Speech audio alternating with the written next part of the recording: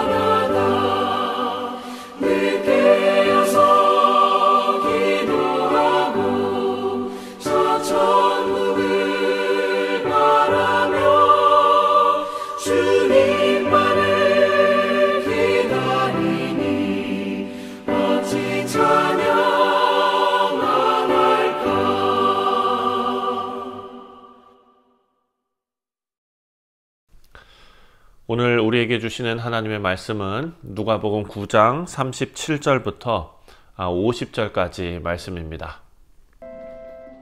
이튿날 산에서 내려오시니 큰 무리가 맞을세 무리 중에 한 사람이 소리질러 이르되 선생님, 청컨대 내 아들을 돌보아 주옵소서.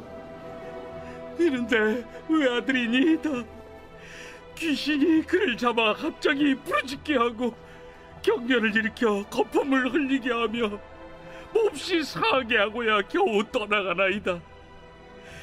당신의 제자들에게 내쫓아 주기를 구하였으나 그들이 능히 못하더이다. 믿음이 없고 패역한 세대여, 내가 얼마나 너희와 함께 있으며 너희에게 참으리요. 네 아들을 이리로 데리고 오라 하시니 올 때에 귀신이 그를 거꾸로 들이고 심한 경련을 일으키게 하는지라. 예수께서 더러운 귀신을 꾸짖으시고 아이를 낳게 하사 그 아버지에게 도로 주시니 사람들이 다 하나님의 위엄에 놀라니라. 그들이 다 그 행하시는 모든 일을 놀랍게 여길세 예수께서 제자들에게 이르시되 이 말을 너희 귀에 담아두라. 인자가 장차 사람들의 손에 넘겨지리라. 그들이 이 말씀을 알지 못하니 이는 그들로 깨닫지 못하게 숨긴 바 되었습니다. 또 그들은 이 말씀을 묻기도 두려워하더라.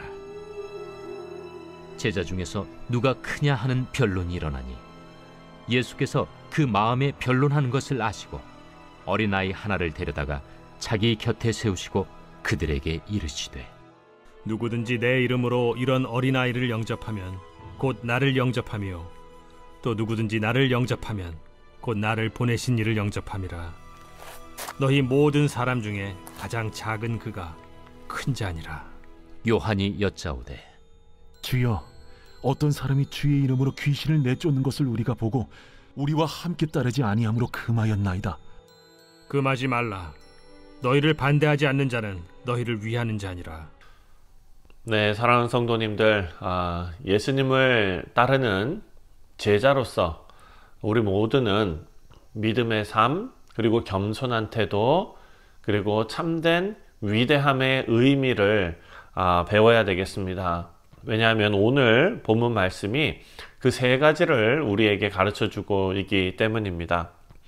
오늘 말씀을 보면 세 가지 사건이 나오는데요. 첫 번째가 바로 귀신 들린 아이를 치유하신 그런 장면입니다. 이 이야기 속에서는 믿음의 중요성을 우리에게 알려주시죠. 그리고 두 번째로는 예수님의 죽음 그리고 부활을 다시 한번 예고하시는 그런 사건입니다.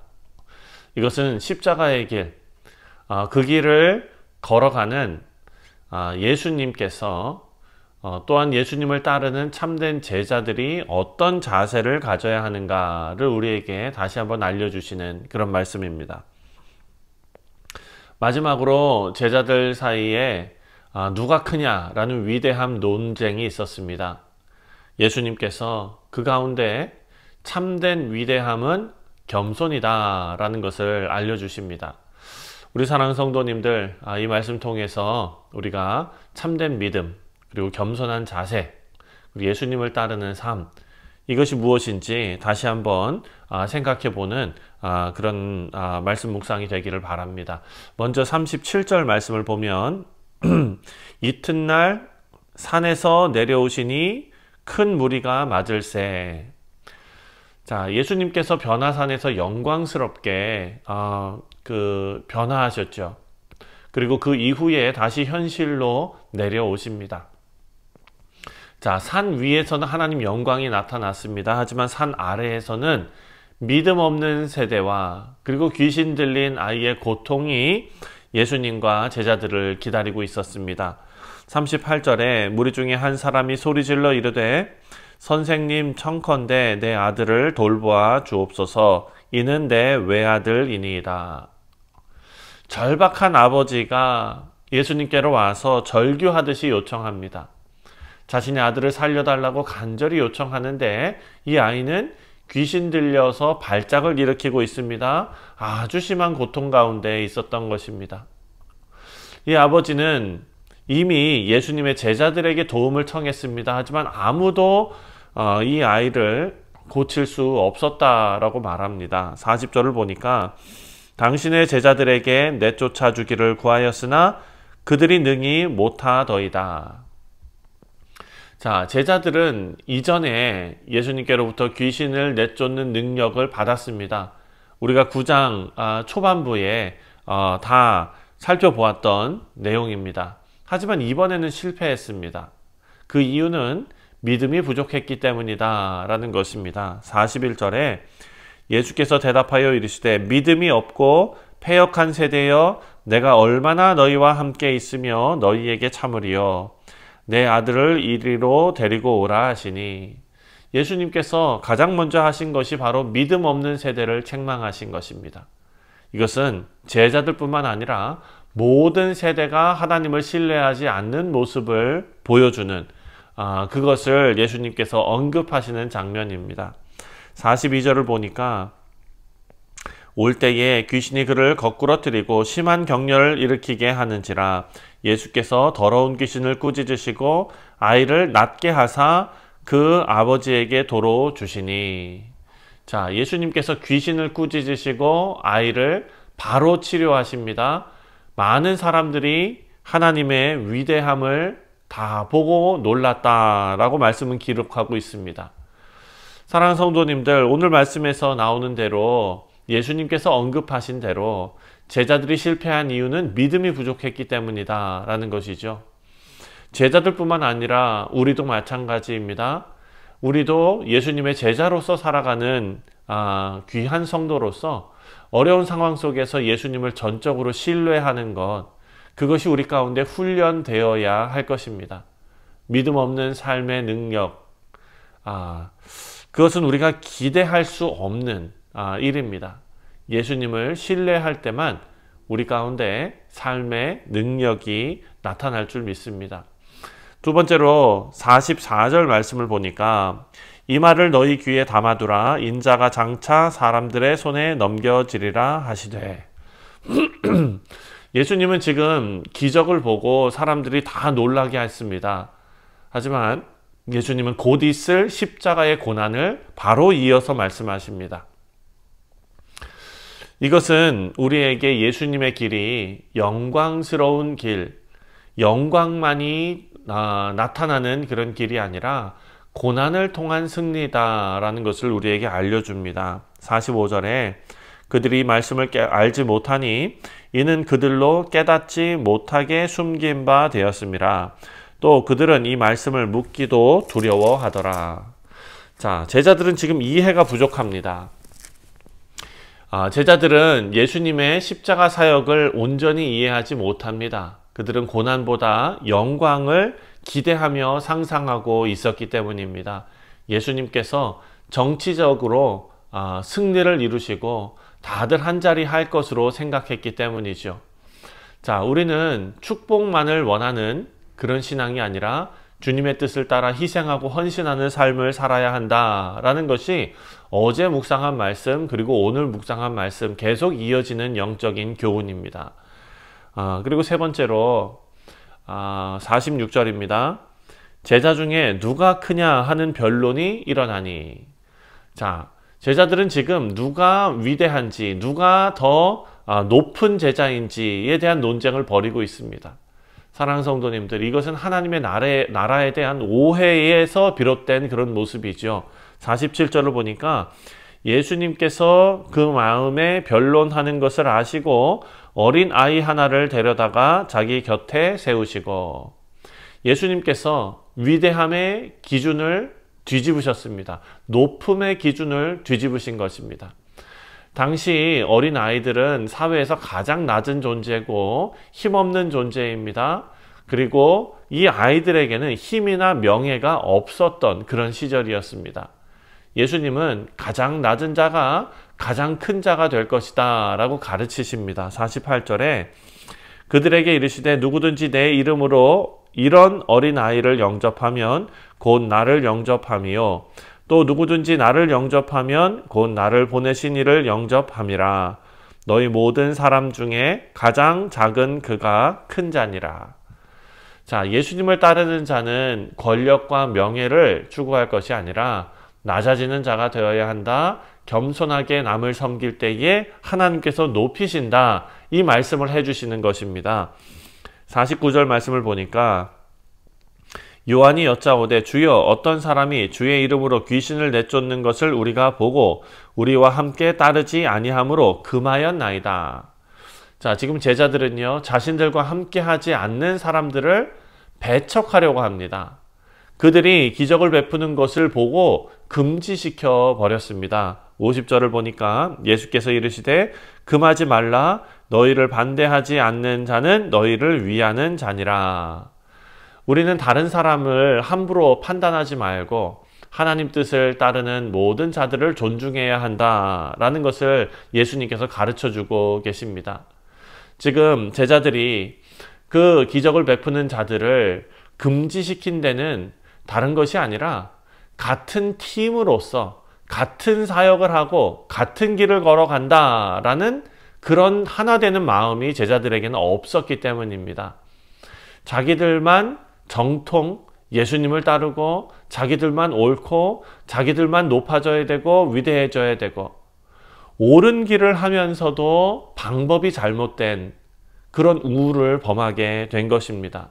사랑하는 성도님들, 우리의 목표는 높아지는 것이 아니라 낮아지는 것입니다. 겸손한 자를 하나님께서 높이십니다.